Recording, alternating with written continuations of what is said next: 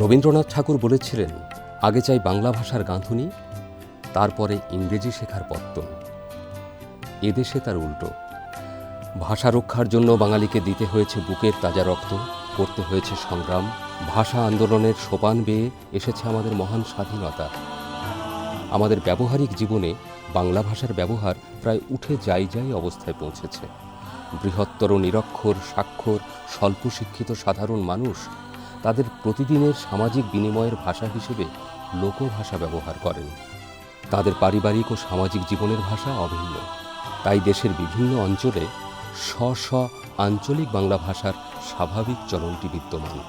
অপরদিকে আমদানি রপ্তানি, ব্যবসা, বৈদেশিক যোগাযোগ ইত্যাদি অপর ভাষাভাষী মানুষের সঙ্গে যাবতীয় যোগাযোগের মাধ্যম হিসেবে ইংরেজির ব্যবহার ঔপনিবেশিক কাল থেকেই প্রচলিত।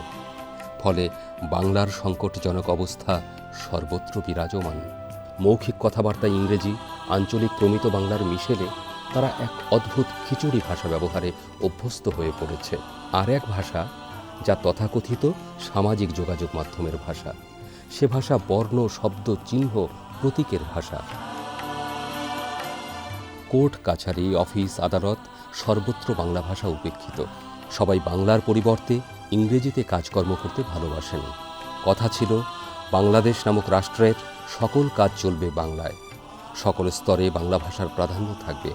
শিশু বয়সেই বাংলা ব্যঞ্জন ও স্বরবর্ণ, সংযুক্ত বর্ণ, কার চিহ্ন ও ফলাদি, রেফ চিহ্ন উত্তম রূপে শেখানো অত্যন্ত জরুরি।